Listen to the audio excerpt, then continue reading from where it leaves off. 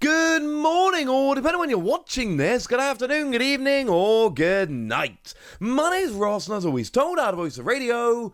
So today, I want to show you one of the coolest new Pokemon TCG decks I've seen in a while. This is a deck which has gone and won little tournaments in Japan. And look, we're talking about little tournaments here, right? There aren't any big tournaments going around, but this is a unique deck with a lot of potential, and it's one that I think we need to have a little bit of a look at, partly because it has potential to be a good deck, and partly because it's dumb and weird and cool, and I absolutely love it.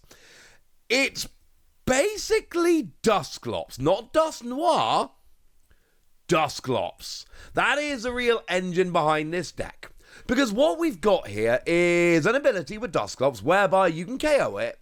And if you do, as an ability, yes, you give your opponent a prize, but that's kind of part of the deal here. And if you do KO it, then you get to drop 5 damage counters onto one of your opponent's Pokemon. Cool. As a side note here in terms of language, I've seen some people questioning this. It is definitely all 5 onto one Pokemon. You don't get to spread them. Dust Noir is 13 onto one Pokemon, but we're not doing that. That's not how the deck works. The whole engine of the deck, the whole point of the deck is I'm going to evolve and then KO my Dusclops as early as I can. And to that end, your ace spec of choice here is Hyper Aroma. And the reason your ace spec of choice here is Hyper Aroma is because you want to be getting these evolved up quickly. In theory here, the Hyper Aroma lets you search your deck for free stage 1s that evolve from Pokemon you've got in play. So in theory here, if you get going nice and quickly, you get your free Duskull down turn 1, turn 2 your Hyper Aroma, and you've got free Dusclops. You can drop 5 damage counters 3 times, and give your opponent free prizes. Now, oh, by the way, when I say evolve one of your Pokemon, you can search for any stage 1s with Hyper Aroma, but obviously the whole point here is that you're searching for Dusclops, just to be perfectly clear. And it is Dusclops, we're not playing any other evolutions in the deck. You are playing this to search free Dusclops, it might as well read search free Dusclops. That is all it actually does. Okay? Cool. So what is the point here? Well, one of the points here, and I love this, your stadium of choice, full 4 of Lost City. Why are you playing Lost City? Because when you KO your own Dusclops, they go into the Lost Zone. Yeah, that's right, ladies and gentlemen. It's a stealth Lost Zone deck. You are deliberately not only are you doing this to drop damage on your opponent and go behind on prizes in a way that you can, punish your opponent, but you're also doing this to build up your Lost Zone.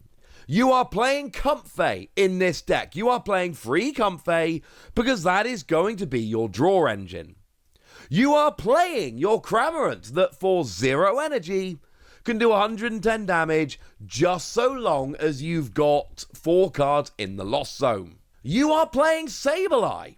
Now, Sableye actually in this deck is sick because Sableye lets you drop 12 damage counters and they can be anywhere on the field.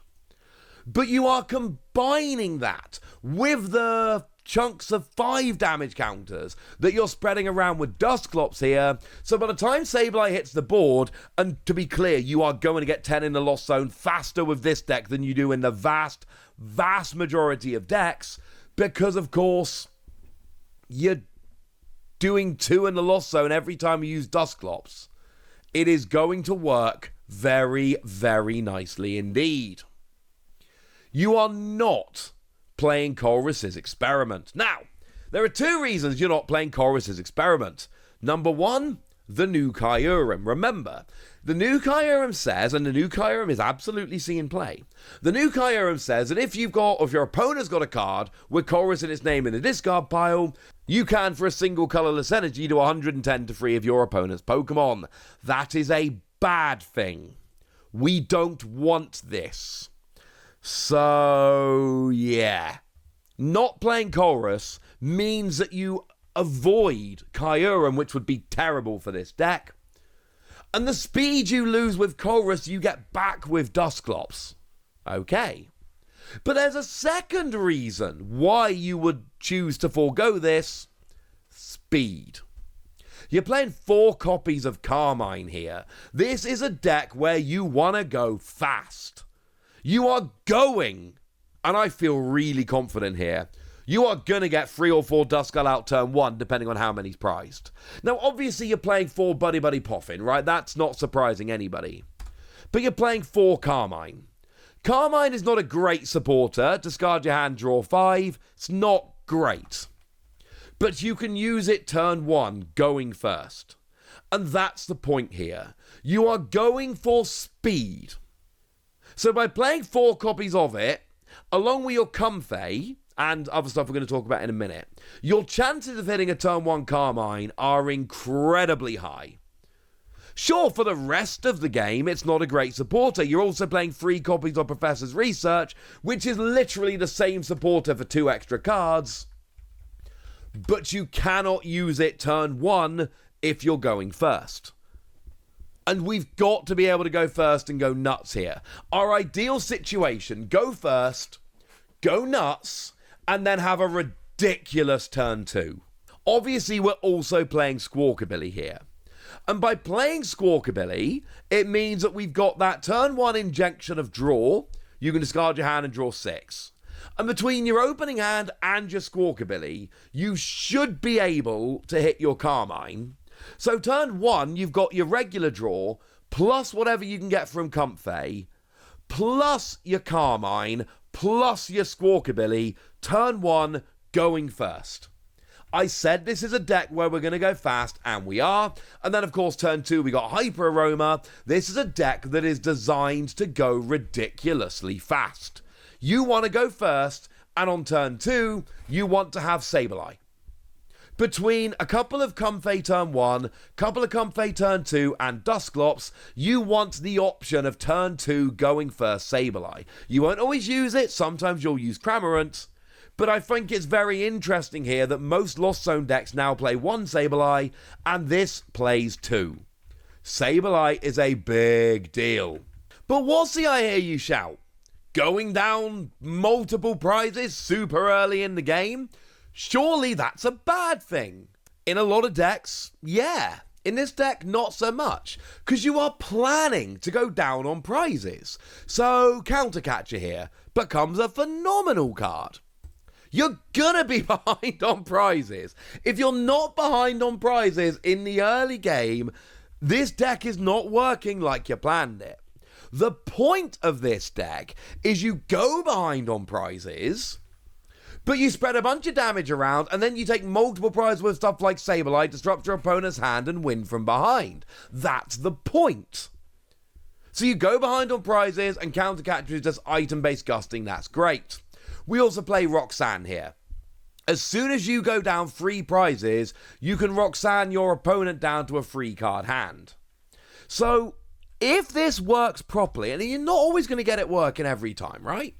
But if you get this working properly, turn 2, Hyper Aroma for free Dusclops. Use all of them, drop 5 damage counters 3 separate times onto one of your opponent's Pokemon, and they're in lots of 5, but the lots of 5 can obviously be split up. You use Roxanne to put your opponent down to a 2-card hand, and then if you've used 3 Dusclops, you've probably got 10 cards in the Lost Zone. So now you can use Sableye. And sure, you're down 3 prizes, but you've put 15 damage on the board before attacking. Your opponent's at a 2-card hand, and you've got Sableye in the active.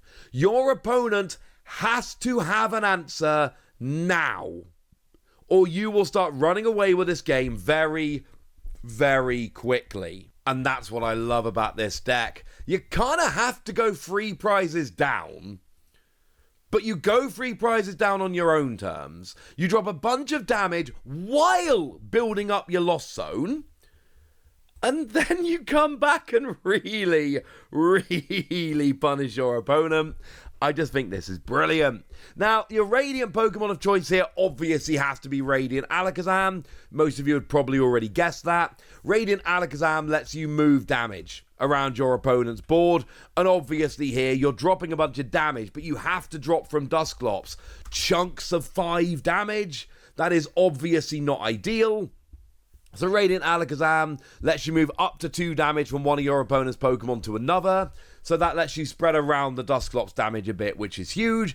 Also lets you take mid-turn KOs. So if you're like 1 prize down, you can use Counter Catcher and then use Alakazam to take a mid-turn KO and then go from there. Also remember with Counter Catcher, if you're down on prizes, put your opponent down to a low hand size, Counter Catcher, and then use Sableye turn after turn. That could be hilarious. And again, Alakazam moving the damage around will help you very much indeed. And then your big sweeper at the end of the game is obviously Blood Moon Ursa Luna. Because you're going down on prizes, Blood Moon Ursa Luna is going to become a very good attacker very quickly in the game.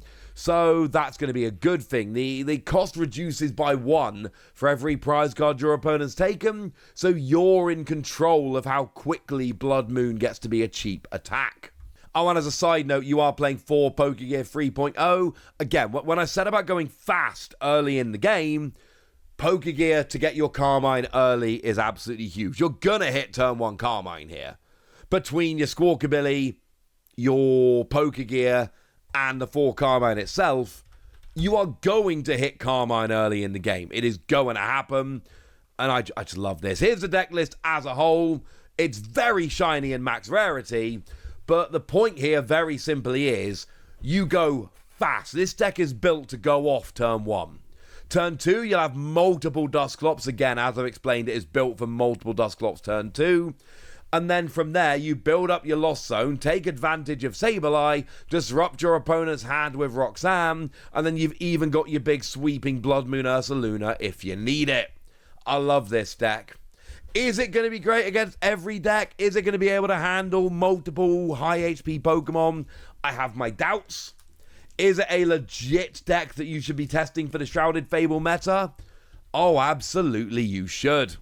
But I've told you all about it now, so now it's over to you guys. Tell me what you think about this deck. Tell me if you're taking it seriously. Go nuts in the comment section, but be nice. And then make sure you like this video, subscribe to this channel, follow me on Twitter at TheWasi.